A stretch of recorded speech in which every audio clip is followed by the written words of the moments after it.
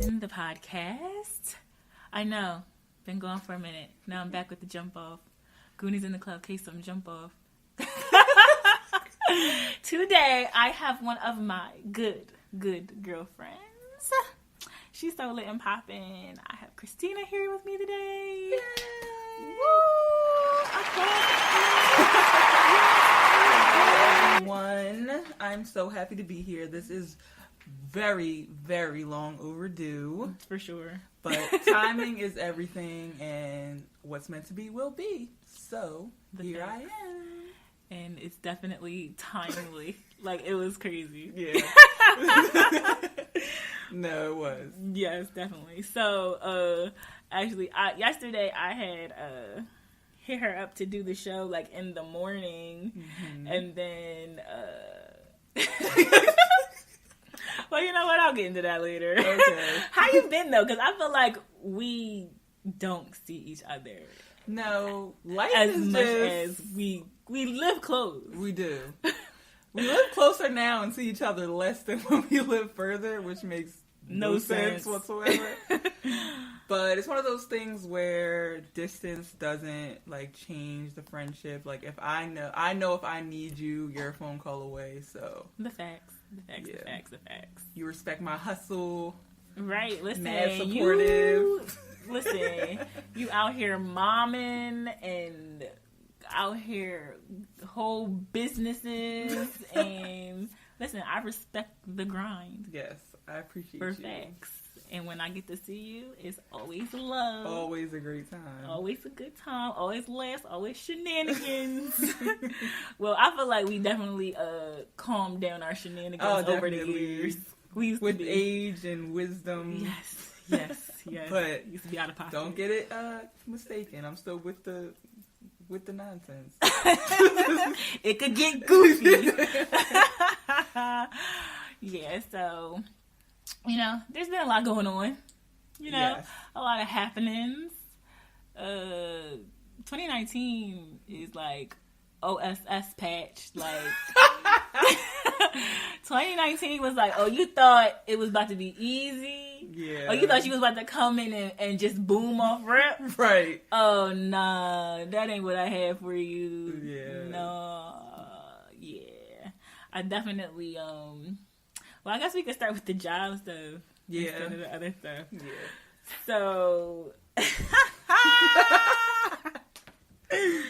I'm recording midday today because yesterday, and you know what the crazy thing is?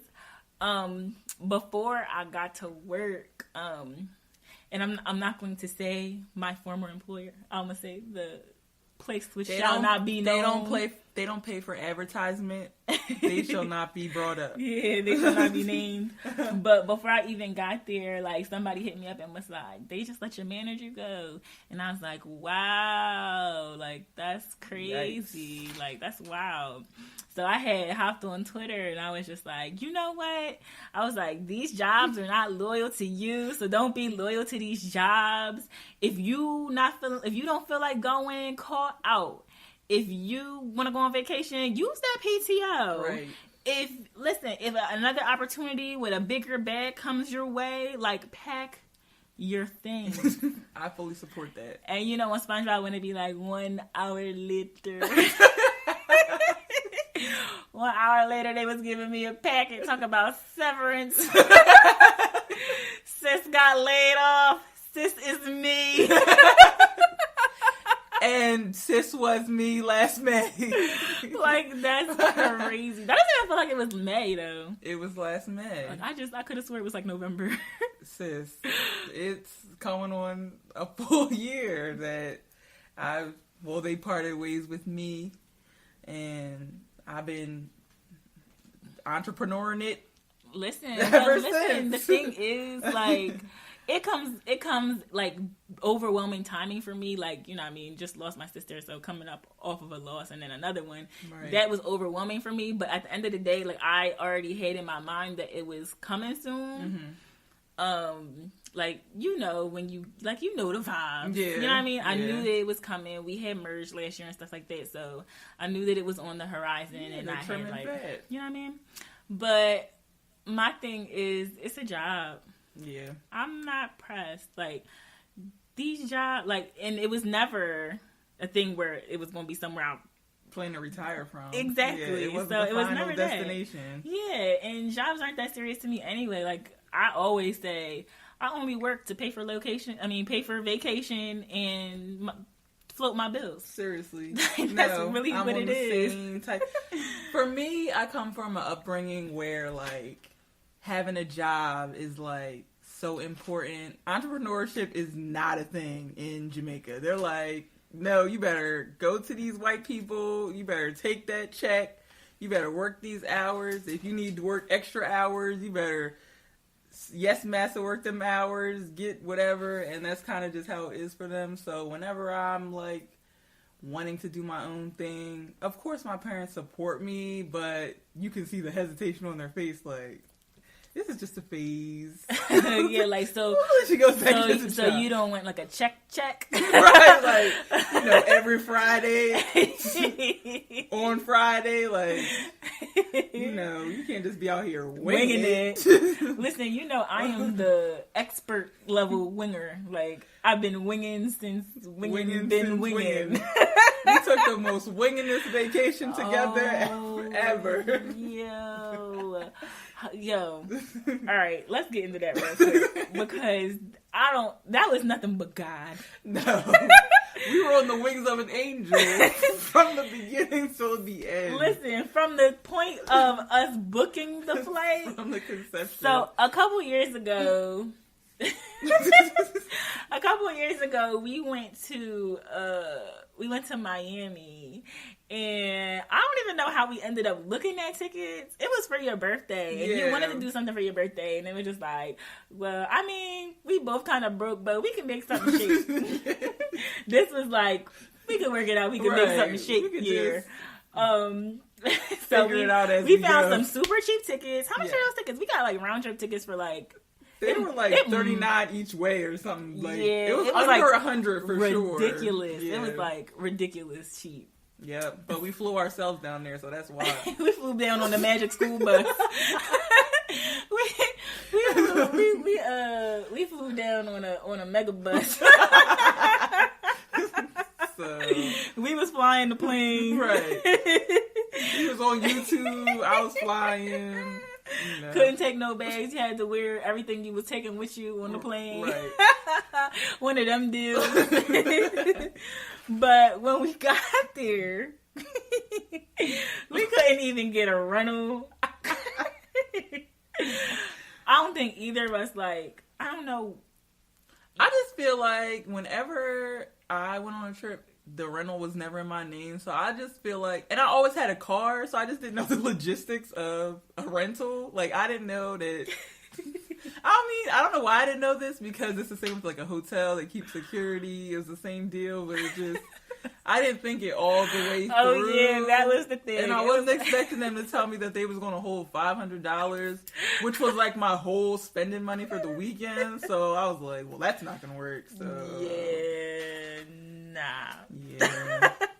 So that was a thing. And then how did we end up? Oh, we got an Uber, the longest Uber ride ever, to my aunt's house. And then we got there, and we took an Uber down to South Beach, and then my cousin felt bad for our dumbasses and rented us a car the next day for the remainder of the trip. Yeah, so that was lit. But yeah, we went poor and unprepared. Right. But we had an amazing time. That was one of the best times I've ever had. Shout out to my other cousin. She has all the connections, so she made sure. Ashley's so popping.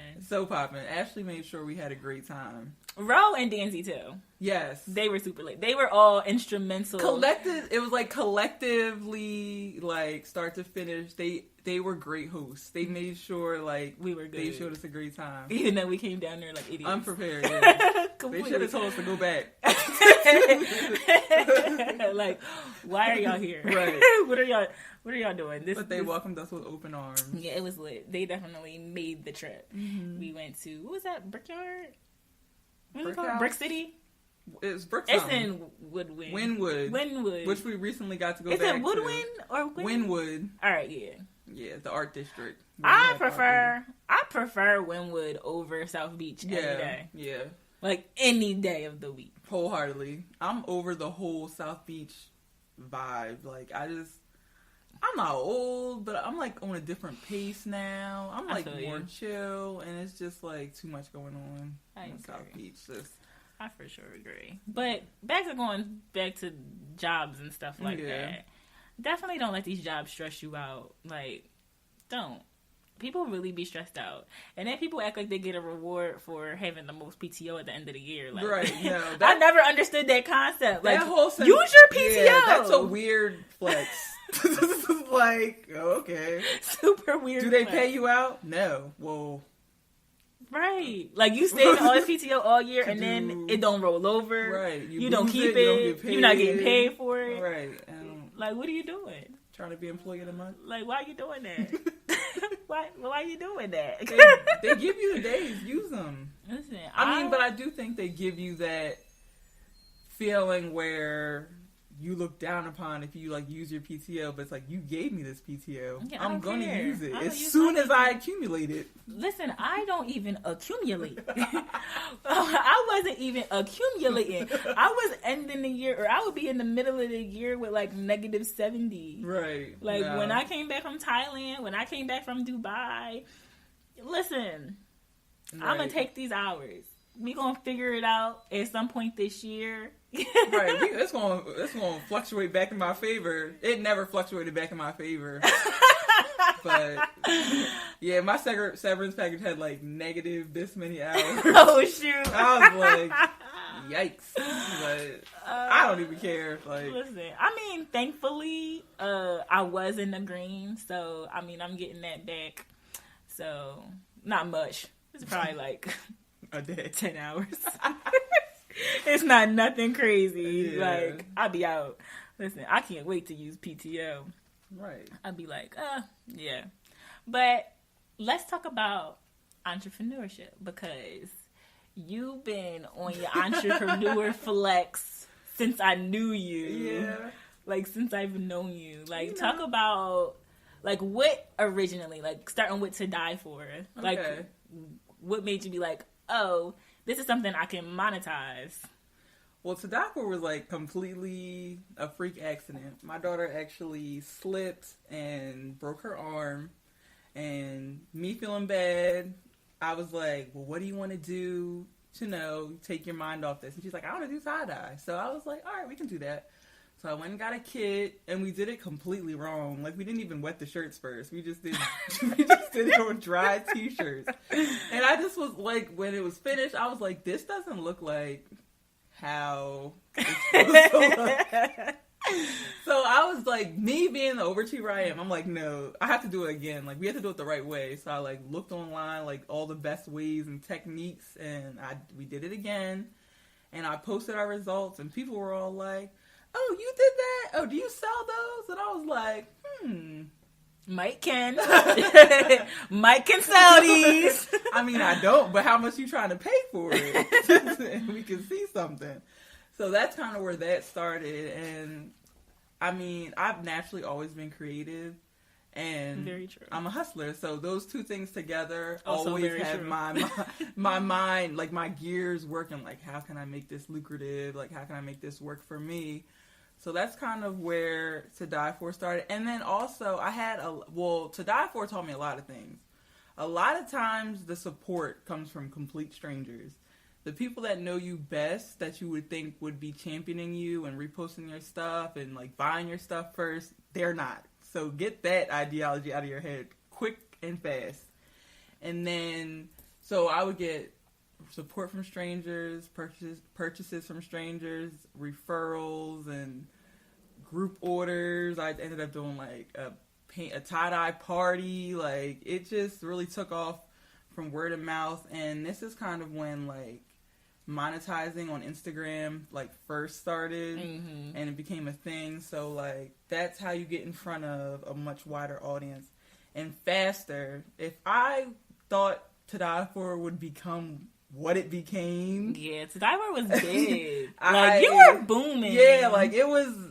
And I feel like you kind of stopped when I felt like you were like peaking and then you... No, I definitely stopped at a height, but it was a thing where a lot of, first of all, some people have unrealistic expectations with turnaround times and placing their orders, and so that was kind of taking a toll on me. And then it wasn't a thing where I'm going to a factory, picking up shirts, dropping them off at a press, they're stamping some logo on it, and then I'm selling it. I was in the kitchen, mixing batches, different colors, making all these different colorways and designs, and then after that I'm outside hanging them up. They got to air dry to get the best quality of color. Then I'm going to work in the morning. My hands are blue. Like, it's just like, it was just too much. And then if it was like raining, you would be like stressed. I'd be at my desk like, oh God. So it was just a thing where, like Pre said, with jobs or anything, like, sometimes you just gotta like pause and be like, I'm not killing myself for these people.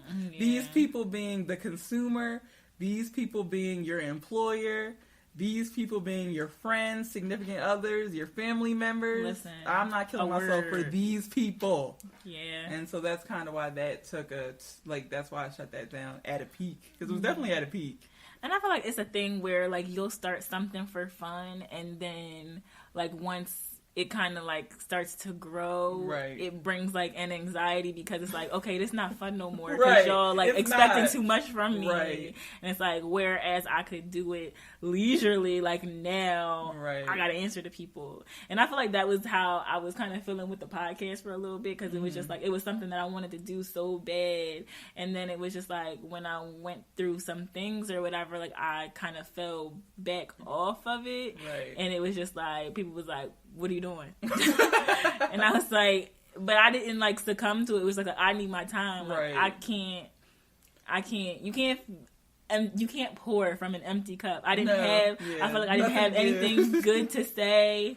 I wasn't feeling good. So it was just like, I didn't have anything good to give people. And it was just like, I can't, and I wasn't going to get on and fraud. Like, I wasn't going to put on, I wasn't going to do that. So I took the time I needed, and like now, even though I still have things going on, I feel ready to like get back into it, and I'm excited about it again because I lost excitement. Yeah, definitely losing excitement it's actually sad, because that's kind of, I also painted for a while, and I used to enjoy it for myself, and when I would put up my work, and that's when people would come in asking for commissions, which is like their custom items, I lost that sense of like enjoyment, getting to do what I wanted to do, paint what I wanted to paint, my creativity being expressed, and that's I remember a passion that too, I've because lost. you were like, I gotta go home and paint, and it was never that for you. I'm like, I gotta get this order done, and people like, even if you give them a deadline, like your turnaround time is a month, 3 weeks, whatever, they still are constantly reaching out to you, clocking you, like, how's it going? And they'll try to do it like subtly or in like night, like, without directly being like, is my stuff done? They'll like comment on someone else's stuff like, I can't wait till my order is done. And I'm just like, all right. Like, I see you. Right. Like I get it. I get it. I'm working on it. It'll be done when I told you it was going to be done. And like that honestly is a joy that I still haven't gotten back. Like the thought of painting still like stresses me out. Just the way. Thinking about it. Yeah. So I remember. And then it's just like with painting, that's like, I feel like anything creative, it's like you have to be in a space to do it. Yeah. Like forcing yourself to do it when your mind is not there, that's like so you true. Don't come out with anything good. Yeah. Like your product is not going to be good if you aren't in the space to do it. You need to be in the create. Like, period. And it's just like, and you can tell when people are forcing themselves to create. Right. No. Because it doesn't look like them, and it doesn't look like, you know what I mean? It's not quality. Right. And it's nothing really new either. Yeah, and it's nothing new. It's not innovative. It's not, you know what I mean? It's not helping anybody. No. So it's not just what the world needs from creatives. Exactly. So my thing is, I've definitely been a lot more kind to myself about like being okay with not being able to do it. Create. Yeah. Like, when it comes, it's going to come. Right. And if it's not there, I'm not finna force it. I'm not. Any other fellow creative will totally get that. Yeah. So. It's like, it gets dark. And it's like, sometimes you really, like, you're so hard on yourself because you want to. Because it's something that you love. Yeah. Like, it's something that you love and you really want to do it. And, like, you'll get hard on yourself for not being in the place to do it. So that's a whole Which nother, isn't helping either. It's exactly, another layer of not helping. Another layer of not helping. So. Oh, gosh. So then there was To Die For, then there was painting, then I feel like you had so many ventures. Then there was like the waist beads. Yeah. And those were like simultaneously going on. That was random. So I was like, wait, when you start doing waist beads? I'm a person where it's just like, I feel like if I can do it, I'm not paying you for it. I feel like that's how a lot of your stuff starts. Like, you want something and then I can do this myself. Yeah, I'm like, when I hear the pricing, even though I like value your craft, I value your time and stuff, but no, I'm just gonna figure this out myself. And then I figure it out, and then people will like it. And like I said, it's a thing where I'm like, if I can monetize this, then... But that's one of those things where it's like, all money isn't good money. True. And that's doing business or working for a job. Period. Like, you have to... Like, if it costs you your peace, if it costs you sleepless nights, if it costs you not being comfortable, if it costs you... You know what I mean? Not being happy. Right. It's really not worth it. You have to give it up. I feel like life is, like, so short. Super short. Like, life is extremely short, and you should not spend any time doing anything that you do not want to do. Right. I mean, I understand people have circumstances, but for me, and a lot of people say it's easy for me to say because I don't have kids, I don't have a family, I don't have any real attachments, but I feel like just because you have kids, you shouldn't just be doing things and feeling you have, like, you're stuck in situations. I have kids. I'm not just doing anything. Right. Like, I don't feel like you gotta settle. Like, this, stop settling. Yeah, please. Just stop settling. It's another motto for 2019. Right. So, you had all these ventures, and those were all things that you were great at. But kind of talk about being great at things versus things actually being your passion and how you got into event planning. Well, I can honestly say that I never, ever would have thought that I'd be an event planner. Like, it never even crossed any realm of thought that I would like to do it or I would enjoy doing it. But what happened is I ended up pregnant. And my brother... Wait, can we tell this? Can we tell that story? Lord. Or you don't we want can, to? Yeah, I'm an open book. Alright, so let's set the scene. Okay. What birthday was that? I want to say... Wait, Caleb's 2? 31 now. Caleb's 2? Yeah. He'll be 2 in April. So 2 years ago. Yeah. No, 3 years ago. Yeah. So I'd have been 28. I was like 28. So, 3 years ago, La had a birthday dinner. And, you know, I'm always late, so I was late. But when I got there, Christina still wasn't there. Still wasn't there. I wish I would have been. And at this time, you were celibate. You were celibate. And so she came late to the dinner. I came after the dinner. Oh, the dinner was definitely over. Let's be clear. Looking kind of disheveled. Checks were getting paid. Checks were getting paid. You came in that drawing like the Mr. Krabs meme when it's all blurry. Yes. You definitely came in like that. I was like, did I miss it? Is dinner still going on? What's going on? You going somewhere after here? My bad. Like, I can...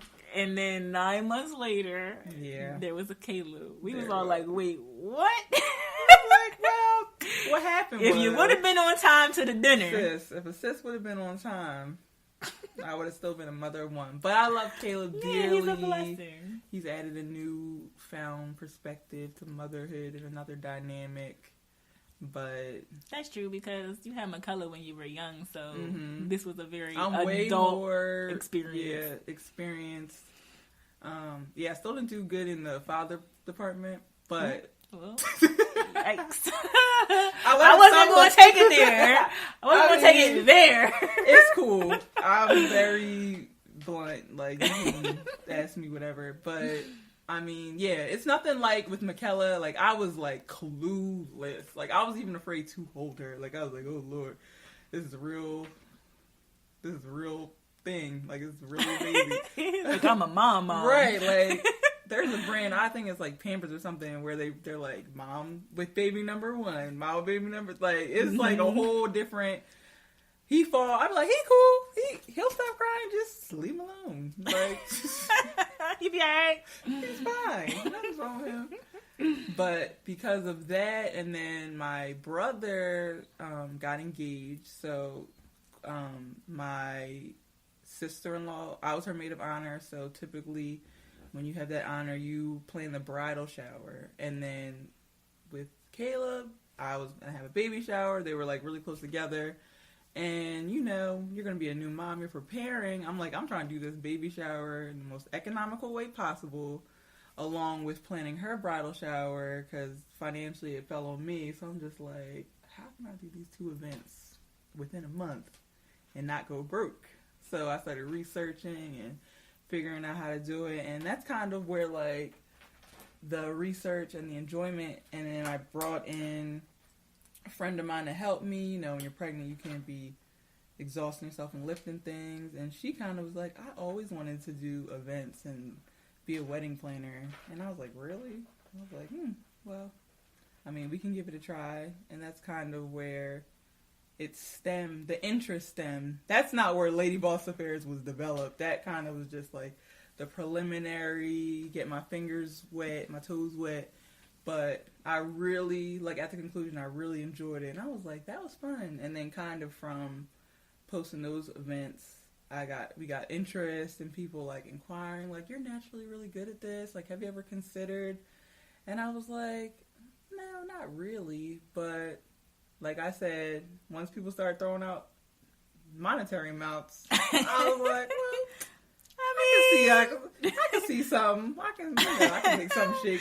Let me see what I can see. But I could definitely see the difference between a passion and something being about money, because it was something I was willing to invest in, spend my own money on, and I was like, I want to make sure this is done right. My name is attached to it, and right.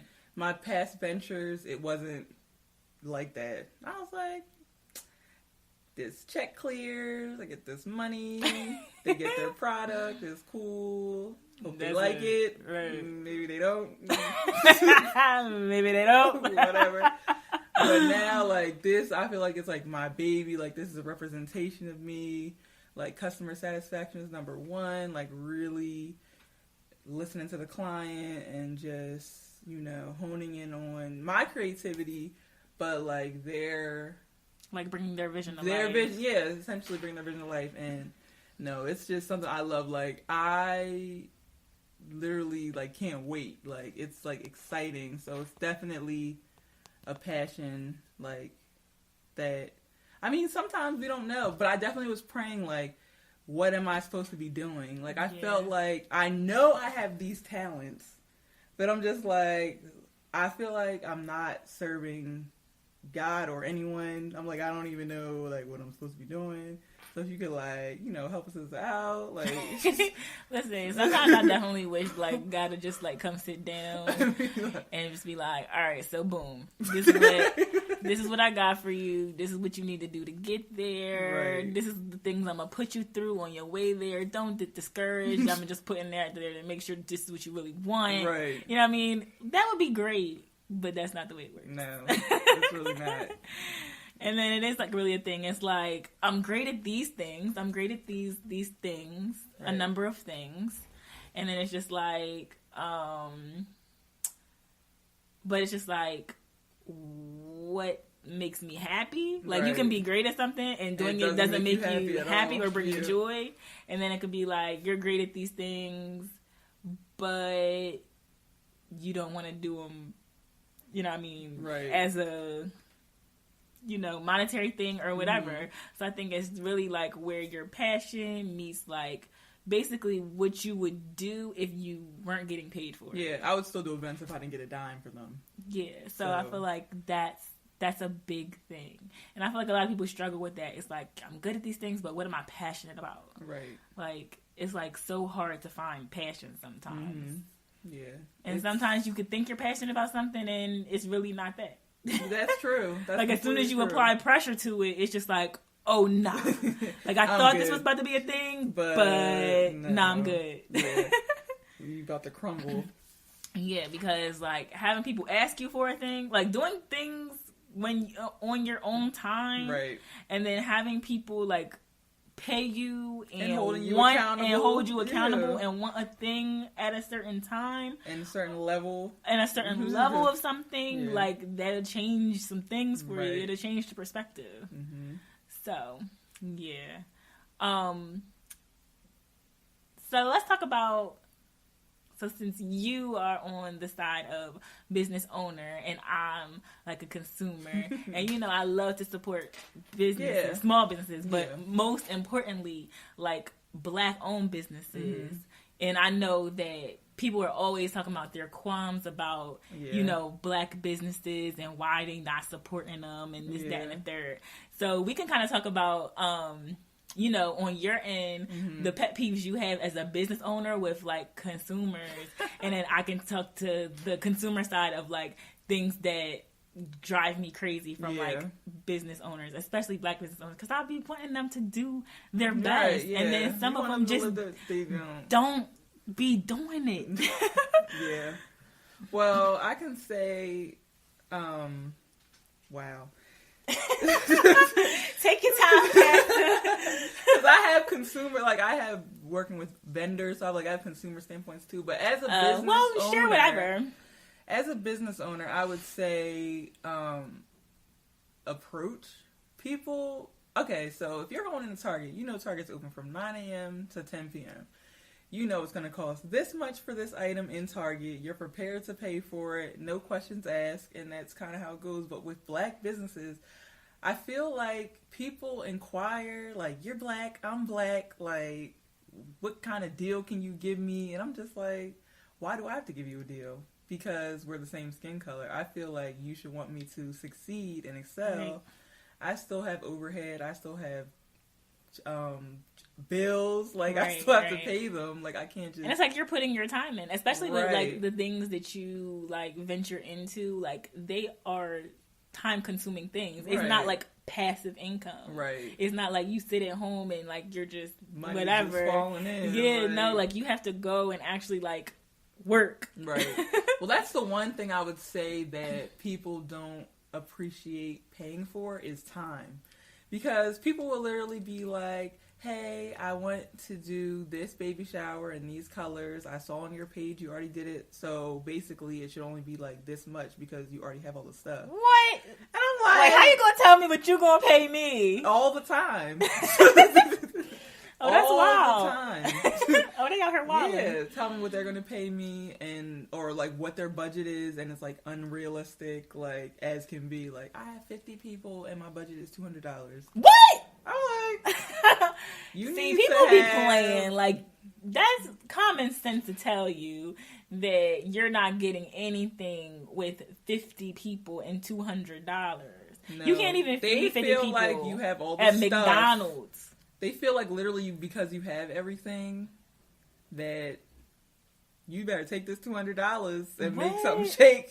Oh, nah. No, that doesn't even cover my time at all. But they don't. First of all, they don't see paying for time at all. Okay. So they're not even. They like grab this setup that you got in this picture, just bring it to where I'm at, and set it up for these 50 people, and yeah, no. So it's that. Then it's also like time. Like, people will email. Well, email you can respond to anytime, but people will text and call you at all hours. Wait, I'm still stuck on the $200. I feel like if you only got $200, you don't need to be having an event. You don't need to be contacting an event planner if you got $200. I'm at the expense of what is now a blessing and a curse, the internet. So if I respond like all fugazi, they can get right on my Facebook and put 1 star. She's unprofessional. She'll know how to talk to people. And the consumer isn't going to hear my side of the story because they don't care about my side of the story. They're going to read, I'm unprofessional, I'm and unrealistic, and run with it. And they'll be like, oh, I'm not fucking her. So it's like you have to defend yourself. At the same time, you kind of have to like entertain stuff a little bit because you're at the will of the people, which is like so unfortunate. And that system is kind of unfair, but what are you going to do? But yeah, the second thing would be people inquiring at all hours, 1 a.m. They don't even greet you. Hello, how are you? My name is so-and-so. They'll send a picture of something and be like, how much for this? Wow. Like, first of all, hello, how are you? Why are you up at 2 a.m. asking me about a party? Like they would sleep, they would sleep, and then they just woke up out their sleep like, oh, you know what it be hot? Right. A baby shower. Right. I'm gonna do that. Let me go hashtag event planner in Philly and just start messaging people in the middle of the night. No introduction, no nothing. Let me just screenshot this off my Pinterest and hop in her messages. This? I'm like, hello. At 2 a.m. Right. No. And it's like when you inquire, you should have like some basic facts along with, like, you should get your thoughts together before inquiring. I know my duty is to help you with things, which is fine and kind of guide you, but like you should have a roundabout estimate of how many guests you're expecting, like location, time frame, how much you can spend, what your budget is, your realistic budget, your max budget, like, you know, some information on how much these things actually cost, like what you're about to be possibly spending, and then go from there. But no, they just hop in your DMs with no misinformation. They'll rush you, they'll hound you, you'll get back to them. They don't even bother to respond. Thank you for the information. Thank you for your time. Thank you. I'll get back to you. Just seen. Oh, wow. Read. You're like, that's rude. Clearly too much. I'm too much for you, but that's okay. That's not your customer. No. That's a thing, too. Yeah. You know what I mean? It's you gotta be okay with everybody not being your customer. I'm wholeheartedly okay with that. There's some customers that I wish I didn't make my customer, but it's a learning. Now I remember there's people, obvious red flags. I remember that people stole your stuff. You were so mad, yo. I don't know how a person can even begin to think that the stuff belongs to them. It's just such a confusing experience every time this happens. They was like, I paid for this party, so these would clearly come with it. No. Like, no. You're paying for a rent. You rented these items. They don't belong to you. No, you said they even took the centerpieces. They wasn't playing. And they knew what they were doing because they did it. Like, they told us the event was over at a certain time, and then when we got there, it was like cleared out. So they was like, this is what we're going to do. That's horrible. Yeah, it was a plan. It was like clearly a strategy.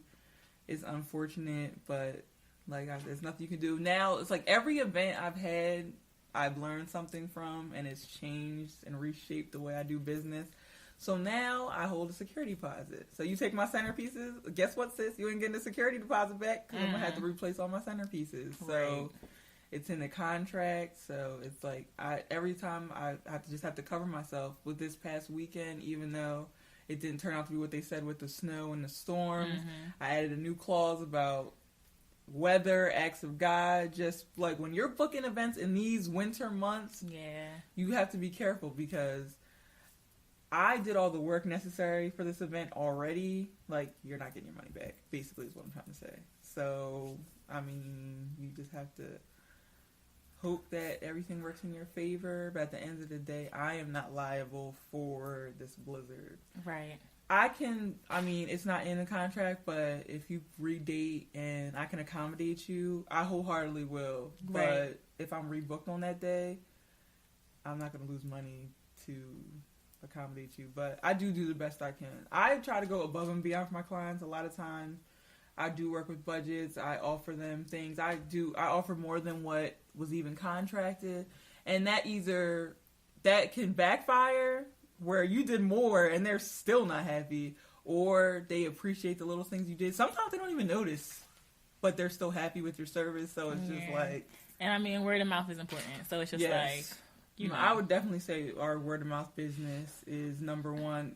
Even over social media, we have a lot of repeat clients, and we have a lot of like, I could point on pictures like this person was referred by this person, and this person was referred by this person. And it's just like, I mean, that's cool though. Yeah, we'll have people that plan their baby showers, and they're like, you're gonna do our christening. Like they already know you're doing the first birthday. We have baby showers we did where we're doing our first birthday. Right. I'm like that too. Like if I find a person that I like to do a certain thing, like I'm going to keep using that person. Like, I'm not going to skip around. Like, I like what I like. I'm not about to set myself up for failure by hopping around. Like, I like what I like. Like, period. Yeah. Like, yeah, and I'm not veering from it. But then speaking to the consumer aspect, as Pre said, I like to bring on Black businesses as well. Black caterers, Black people that do lighting, people that rent furniture. Any additional service that is offered that a client could be looking for, I definitely try to stick with Black business. But I've had instances where I reach out via whatever preferred method that they have in their bio during the time frames that they stated. They don't answer. They don't return calls. They don't respond to emails. If they do finally respond, they're like flustered. And sometimes they even act like you're bothering them. Listen, I kind of had that experience just this past week, actually. And, you know, it bothers me when they have like exactly how they want you to communicate, like how they want you to communicate, and you do that, and then they're like not communicating. Right. It's like I'm asking you a question, I'm giving you this very specifics, like what I want, where I want it. I'm giving you all the context I'm giving you everything you need. I'm giving you more than you asked for. Right.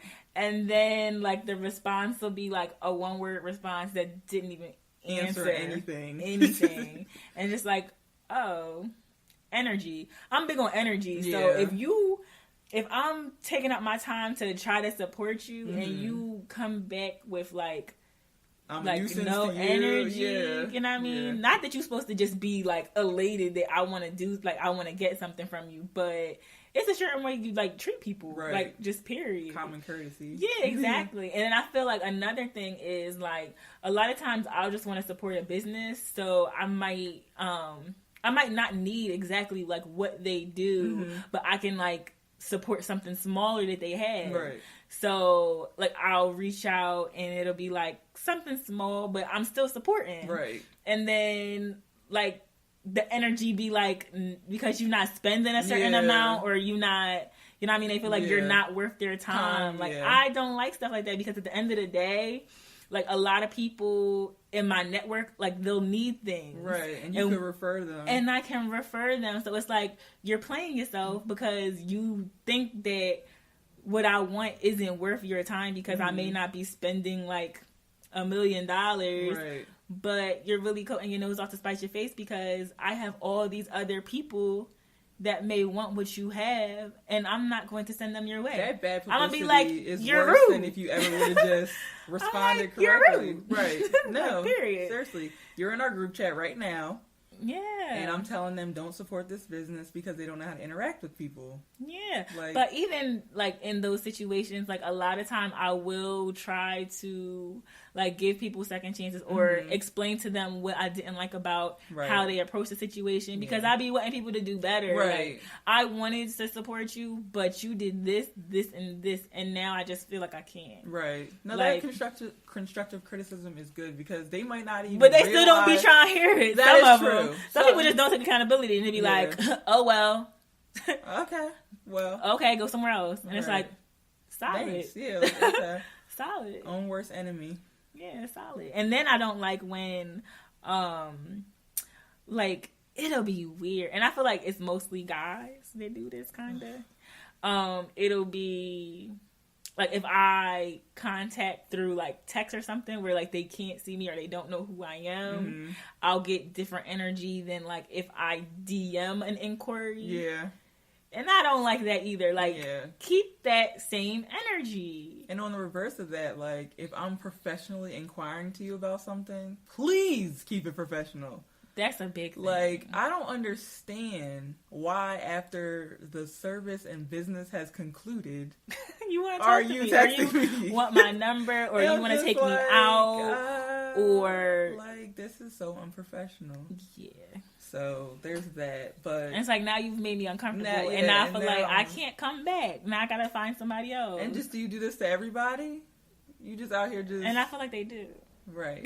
So, which is terrible. So, yeah, it's like, especially like, I feel like male trainers have that bad rap. And I know all of them aren't like that, because I know some that are very professional, but like these a lot of these trainers, like, they'll train you and then it'll just be like, they crossed the line. They crossed the line before I even got to the gym. Yeah, so it's like, just don't do that. Like, don't be a creep. Yeah. Like, I'm trying to get my body right. Don't be a creep. Yeah. Like, keep it professional. Like, get me to my goal. That's it. You know what I mean? Without trying to score. Right. Get me to my goal without trying to score. Like, period. Get on a shirt. Right. Listen, that's how you guys show up to the session, because they have it confused. But like, no, I don't have self-discipline, so I definitely would need a trainer, but I definitely would be supporting a female trainer. Fit and bald, you know. Shout her out. That's my go-to. So, I just want to be definitely have like 2 of the plans that I haven't finished, and I'm working on it, Shy. I'm about to get back. Yeah, so it's just the way you carry yourself. It's a really important, and just getting back to just non-response or showing up late. I have people that I coordinate with that show up late, and then they like reach out to you. Sometimes they don't reach out to you, like they're late. You're tracking them down, like, hello, where are you? The party's about to start. Like, that's crazy. Here, like, that's crazy. SOS, like, please help me, please. And this isn't gonna fall on them. This is gonna fall on you, because you're the event planner. You coordinated, so that backlash, that bad review is gonna fall on your business, because you trusted that business with your business. And it's just like they don't hold the same level of concern or accountability for you. Especially, it's the same with, like, once you build a relationship with them, with some, not all. Some people will remain professional. I've encountered that. I'm your client. I'm consistently coming back to you. They'll, like, discard your business like it's not as important to them as a new client coming in. Like, they'll move your appointment around, they'll cancel your appointment. Yeah, like they can do whatever. Yeah, they just treat you like anything. And I'm just like, that's one of the reasons I love Cartier. Like, my hairstylist is so lit, y'all. Y'all probably know, because I'm always shouting her out on my story. As you should, when they do good, when they do you right. I love Cartier so much. Like, she's like literally been like a blessing to my life, and I love when I can have a professional relationship with somebody, but it grows into more, but they still remain professional. Yes, like, that's so important. She's been an immeasurable fixture in my life. Like, I'm so thankful that I have her now. Right. No, it's a blessing, because that's such, like, I worked with a caterer, and the first interaction was professional, prompt responses, everything. Moving forward, and like you said, once you found someone that you enjoy their service, what's the point to be looking around trying to find somebody else if you already are decided that you're satisfied? Exactly. I reach out to you with more inquiries, or I have someone inquiring, they want to know how much this will be. Oh, I'll get a sample to you, a sample menu by so-and-so. Then you just, like, literally never hear from them again. And you're chasing them down. And it's like, maybe you have, I don't know what it is, but just be direct. Like, this caliber of work isn't what I'm looking for. I'm looking for higher volume. Whatever you're looking for, just communicate. Just be direct. Because now, communication saves everybody time.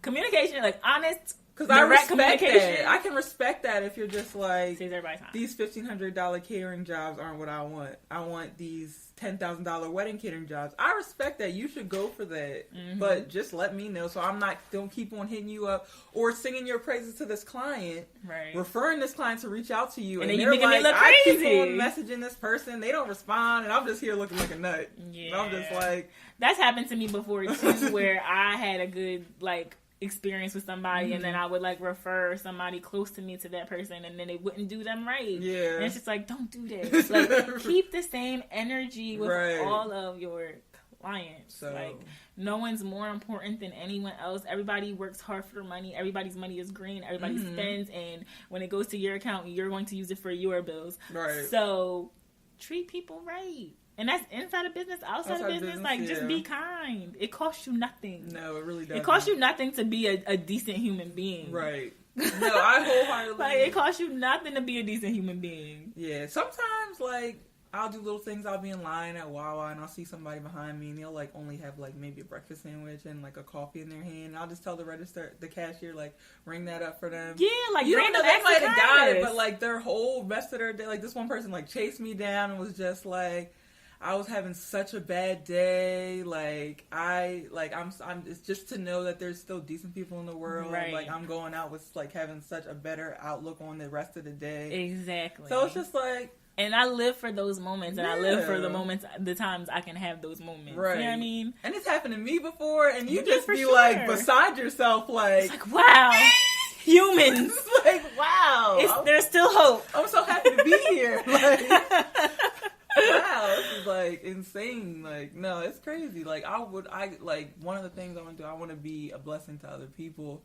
And sometimes it's harder than other times, but being a blessing isn't always monetary. Like, for sure. Sometimes it's a kind word. Yeah, sometimes it's encouragement. Yeah. Sometimes it's just, like, don't give up. Sometimes it's acknowledgement, like, I see you. Mm-hmm. Like, sometimes when, like, I know even, like, when I was trying to, like, get back into... doing shows and stuff like that, like, people randomly hitting me up when I've been gone for months. Like, I literally, my last show was in October. Like, it doesn't seem like that long ago, but my last show was literally in October. So when people were, like, randomly hitting me up, like, oh, I just listened to this show again, like, it was so dope, like, can't wait till you come back, like, that was motivation. Like, it was like it served as, like, getting me back to where I needed to be, to, like, this place to be ready again, to like be able to share myself again and give good content. Yeah, definitely. Yeah, so yeah, for sure. Is everything. Like, acknowledgement goes so far, and just, like, telling people that they're seen, because you don't know how many people, like, just navigate the world not feeling heard, not feeling seen, not feeling appreciated and valued, and just letting somebody know, you know what I mean, if nobody else sees you right now, like, I do, I see you. Yeah, like, and that's all you gotta say is, like, I see you. I see you trying. I see you doing. I see you working. You could have pushed them to make a life-changing decision just off those few words that you said. Listen, so acknowledgement goes so far. It's proven. Studies. It's, like, really positive reinforcement. Yeah. Like, I've seen it change some things in some people's lives. That's true. You know what I mean? And you can't get caught up on, like, being Joe and Dickie and stuff like that. Like, show love. Right. Do what you want to do. Like, seriously. Yeah. No, you're true. People, you always just following what everybody else is doing. You just, no, I do what I do. I genuinely, like, see people doing their thing, and I admire people that they might get 1 like, 2 likes, whatever, and it's just like, but they're consistent. That doesn't stop them. Right. They may have 1 listener. Right. They're faithfully recording that show every week for that 1 listener. For the 1 listener. So it's just like, no, I see all those things, and I even understand, like, on a greater level, the planning that goes into it, especially when you're running something as a solo person. You're the producer. You're the host. You're the promotion department. You're the editor. You are customer service. You are everything. So it's just like, you have to commend them. People don't understand, though. People really don't get it. People don't understand it. And that kind of annoys me sometimes with people, too, because they'll just be like, they'll just want to do something without, like, researching it, and they think they could just, like, it's not do it. Or that's happened to me before, too. Like, a couple months ago, somebody contacted me and was like, well, who did you this for this, and who did you that for this, and who did you this for this? And I was like, I did it. Yeah. And they was like, oh, okay, well, I need you to do that for me. And what? It took me months to come up with, to figure out my name. Seriously. Even though it's essentially my Instagram name, but it took me months of brainstorming and planning and researching, and, like, it took me months. I didn't wake up one day and was like, I know how to do this. I know I'm gonna do a podcast use. tomorrow. Yeah. Like, no. It was mad mistakes. There's mad shows that got recorded that I didn't get to drop because they were trash. Yeah. Sound quality was trash. Right. Or just I didn't edit them correctly, or I lost them in the editing tool. Like, it hasn't been easy, and I can't blame nobody but me. Right. So it's just like, you think I'ma just... Yes, they do.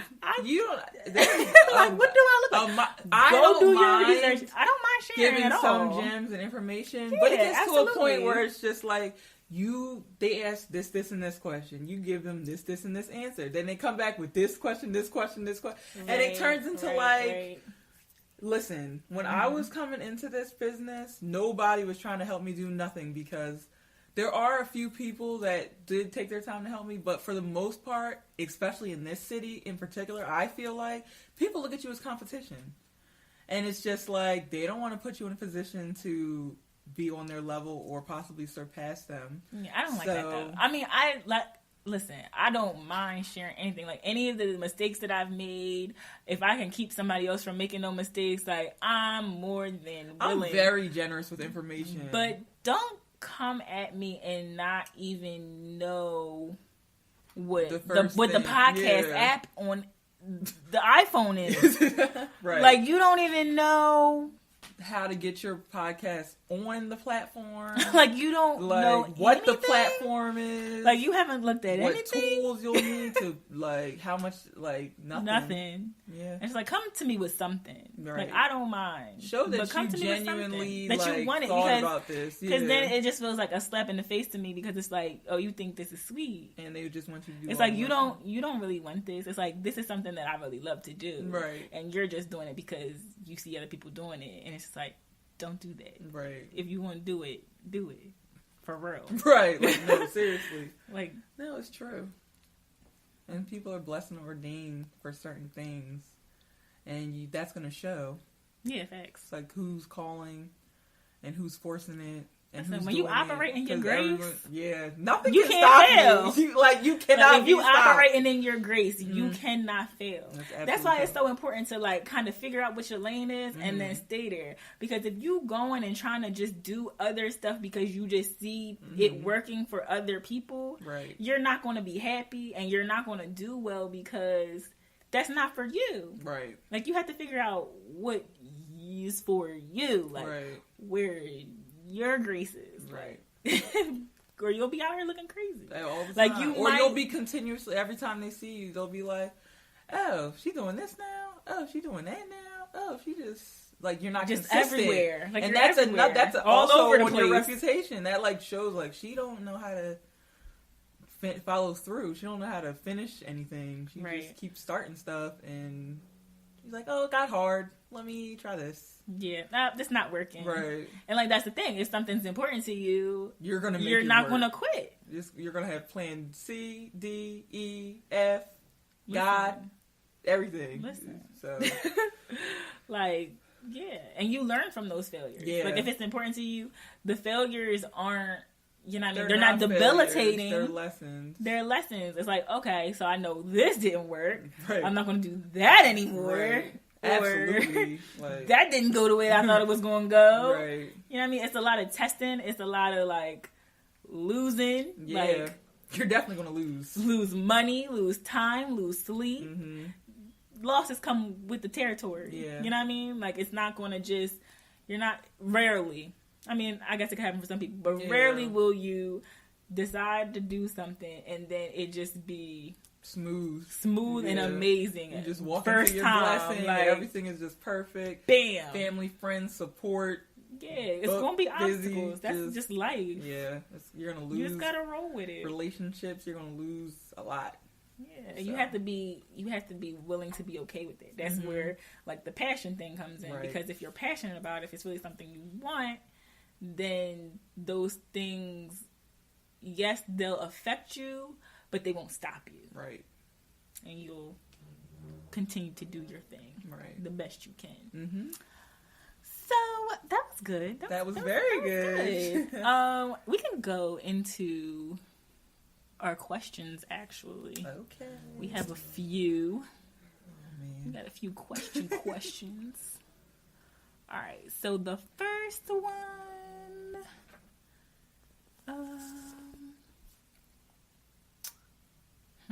All right, we can do this one first. Do women cheat more than men nowadays, or has it always been the case and they are just sloppy with it? Have you ever cheated? Why you gotta... Honestly,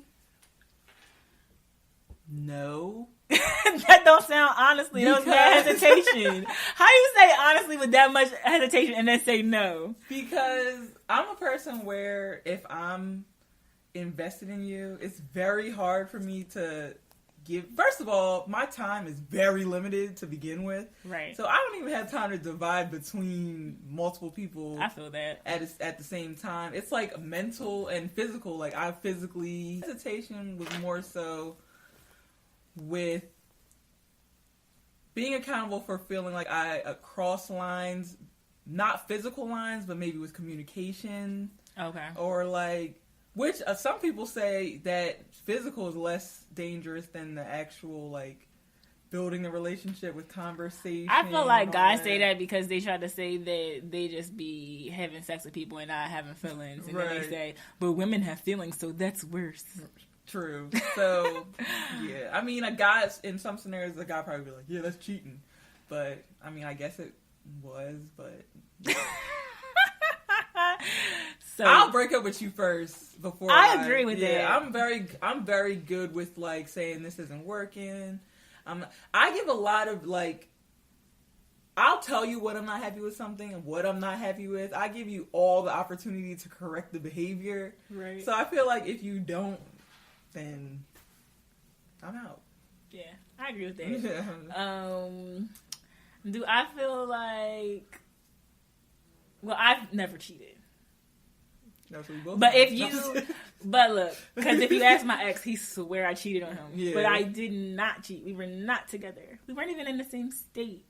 Okay. We were not together, so I did not cheat. Mm-hmm. I was out being single. Living your best living my life. Yeah. But do I think that guys cheat? Who do I think cheats more? I don't know if I can say who cheats more. Well, I can definitely say women cheat better. I feel like women do cheat better. They're more... I feel like women... Yeah. I feel like women care more, if that's the thing. And I feel like we... I want to say we're a little smarter when it comes to it. We're not as careless. I feel like we're always like... I think we think a couple all steps the ahead. Possible outcomes... Exactly. Out first, like, could this person run into this person here? Like, all the possible... I don't think guys think that. Because you're just thinking about wanting this action that you want. Right. And it leads to you not crossing your T's and dotting your I's. Whereas females have that stuff in a bow. Mm-hmm. Cellophane, air out. Like, everything is... All of that. It's like 10 steps ahead. Yeah. Like, okay, so... Not gonna go here, not gonna go there. Right. Like, okay, about to save it in my phone as scam likely. So if he calls, it look like a bill collector. Right. Like, yeah. So. Not that I've done these things. I'm just saying. I'm just like saying. It's not like Taco Bell ever called me at 4:00 in the morning or anything like that. Like. And I feel like guys, like, they'll just cheat with anybody. Right. That's a big thing for me. It's just like quality. Like, they don't even be selective. Like, you just but the thing cheat on me with this girl. I was told... She's not even cute or nothing. I was told that is because... I was told that they cheat with people that don't look as good as, like, their girlfriend because they don't want to put themselves in a position to leave their girlfriends. Who told you that? That is nonsense. He said if she don't look better, then the guy not going to want to leave his main joint for the one that don't look as good as her. That speaks to maturity. And he said also the girlfriend won't feel as bad because the girl don't look better than her. Because you're ugly. So it's like, are you saying I'm ugly? Because my whole thing with that, like my debunking of that is like, okay, that speaks to your maturity, because I don't feel like you should stay with somebody because they look good. You should be with somebody because they make you happy, they bring you peace, they got a good soul. Right. So it's like, I'm with my girl because she's bad, but she gets on my nerves. But this girl's my escape. We have a good time together and all this other stuff. But I'm never gonna be with her because she ain't cute. So that's how I know my girl's safe. That doesn't even make any sense. So I don't know who treats more, but I definitely think that guys are a little more sloppy with it. Like, they'll take a girl somewhere that y'all go together, that she'll show up at. Yeah. And it's like, are you kidding me? Right. You can find no other. Like, nowhere else. Yeah, this is true. Where people know me, where people gonna call me together, and they seen us together. Yeah, child, a mess. They are a mess. I mean, some females are stupid too, but in general, I feel like women have it, and I feel like most people can attest to that. But who cheats more? I don't know, because I don't cheat. Black women don't cheat. Right. Black women don't cheat. Black women don't stress you out. Black women are literally just a breath of fresh air, sunlight, and peace and harmony. Exactly. So get you a black woman. Right. Period. Next question. When you walk into a man's home, what do you expect not to see? A baby mom. Like, any other woman, like. I don't even like that word, to be honest. Yeah, I hate that word. The mother of my child. But... Yeah. What do I expect not to see? I expect not to see any remnants of another woman. Right. Basically, like that's it. That's the only thing I could think of. Like, I don't want to see anything directly related to any other female interaction. I don't want to see your shoes in the corner. Yeah. Like, I don't want to see, you know what I mean? I don't want to see your brush in the bathroom. Right. I don't want to see... I don't want to see a half a hoop earring. Like, I don't want to see her lashes on the soap dish. Right. Like, I don't want to see none of those things. I think that's kind of it. Yeah, and be, like, tidy. Yeah. I don't want to see a mess when I walk in there. I feel like a lot of guys are messy. Yeah. No, to be honest, I feel like guys can be a little more tidy than women, to be honest. Yeah. For real. I feel like, just no remnants of another female. Yeah, that's for me too. Next question. What was your worst job? I worked at Walmart for 3 days. I walked right out and I never went back. Because they had me messed up in that place. Like, talk about slave labor. That's slave labor. They don't have high turnover rates for nothing. Child, it's not even debatable. The worst job I ever had was when I was assistant manager at Children's Place on 69th Street. I feel like me saying Children's Place on 69th Street speaks for itself. Loss prevention. But, listen, it was the worst. It was the worst. It was so mentally just taxing. I went home and drank every day. Like, I'm not even exaggerating. Yeah, like, I drank that just sounds... every day. Like, from the customers to, like, the staff that I had to work with, because I came from another store and there were people in the store that were older than me and that were there longer than me.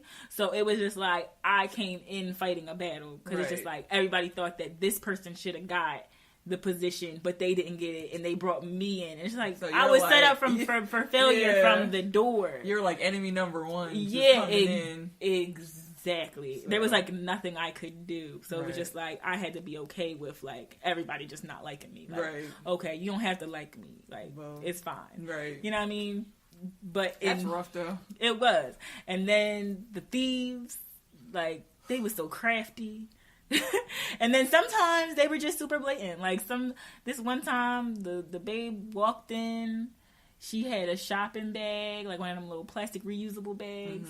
She straight went up to the graphic tee table, swiped the whole table into the bag and walked out. It's like, wow. Right. Wow. That was the worst. And see, I can't see myself as being one of those employees where I'm running after you. I'm not running nowhere. If like I'm at the convenience store, like I'm giving you whatever you ask for. Listen, I don't care. I wasn't running anywhere. And then the crazy thing would be like somebody will come steal from the store, and then the next day they'll try to return the stuff they stole the day before. From the same store. From the same store. They're not even sometimes. clever enough to go to the Springfield Listen, Mall sometimes location. they would do that. Sometimes I guess they didn't feel like taking the trip, so they would come right back, and I'd be like, "What's your reason for bringing these things back?" And they'd be like, "It ain't fit." Well, which one? Because you have an extra small, a small, a medium, a large, and an extra large. Which one? Which one didn't fit? Right. Oh my gosh, that was pile. That was the worst experience ever. Yeah. And that I already knew that I wasn't built for retail before I even took the job. Because Burlington was another horrible experience. I worked there for about a week. People would do some real dirty stuff in fitting rooms, like the filth. I don't even want to. PTSD. Yes. But yeah, so that was definitely like my worst. It's a special kind of human being to work in retail. Yes, no, seriously. Bless y'all. Like you got to have a whole. Because I can't. Special type of heart, mind, and soul. Right.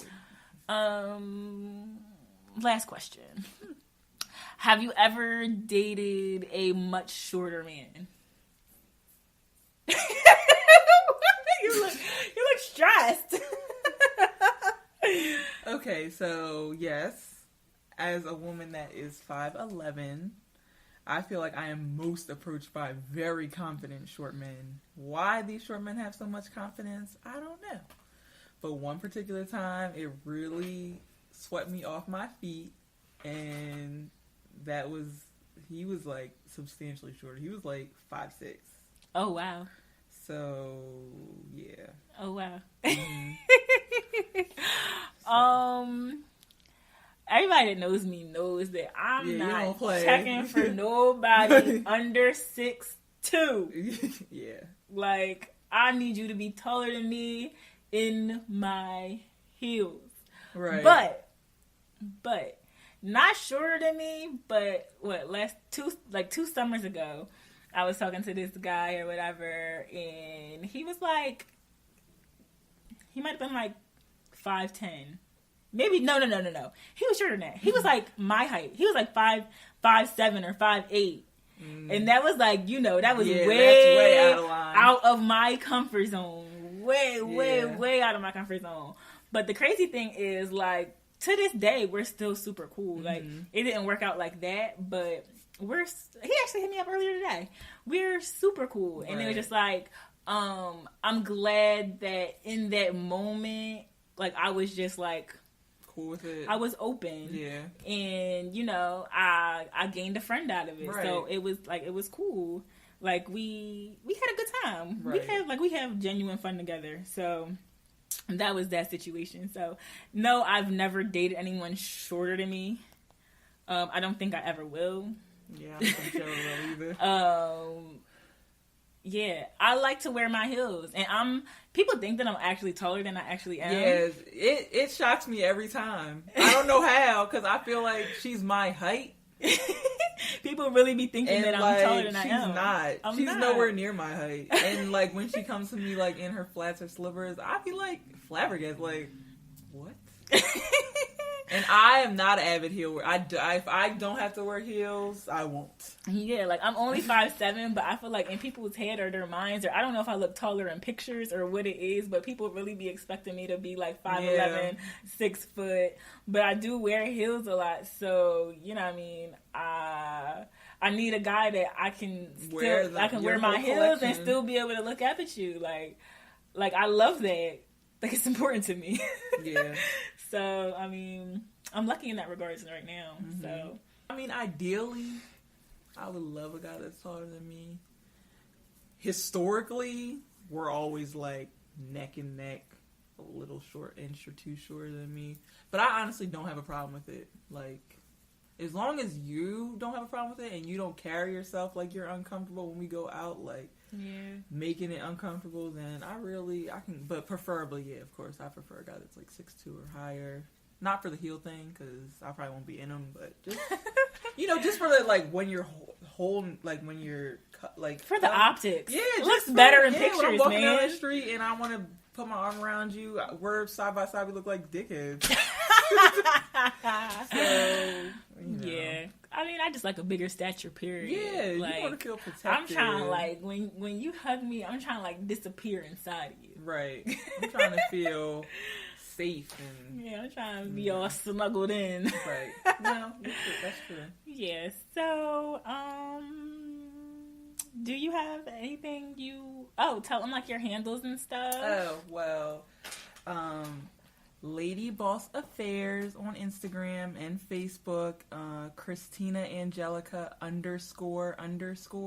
on Instagram is my personal, but make sure you check out the business page, LadyBoss Affairs. Boss.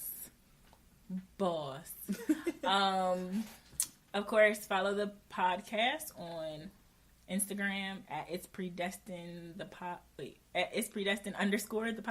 Mm-hmm. Personal page, I feel like I probably already follow it, but at It's Predestined, at It's Pre_Destined.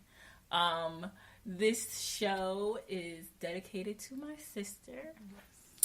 She passed away on January 3rd. She had peripartum cardiomyopathy, which is a condition that mothers get when they have a child or within the 5 months following a child. So this shows in her memory, and if you have any family members or anyone close to you, or you yourself are, about to have a child, or just had a child, I encourage you to go get checked. It's a very rare condition, but my sister was only 28, and her heart failed as a result of the cardiomyopathy. Mm-hmm. So, yes, go get checked out. Look out for the women that you know that are about to have a baby or just had a baby. And thank you guys for listening. Yes. I love you guys so much. Thank you for supporting me through my hiatus, and I'm back and I'm booming. Yes. I already got my planner out and I'm already like setting up these shows. Yep. So I got y'all all year consistent content. Yes. You're going to knock them out consistently. Yes. Better, stronger. Mm-hmm. Especially now, I ain't working right now, so you got all the time. I got all the time in the world. It's a blessing. Thank y'all. Bye.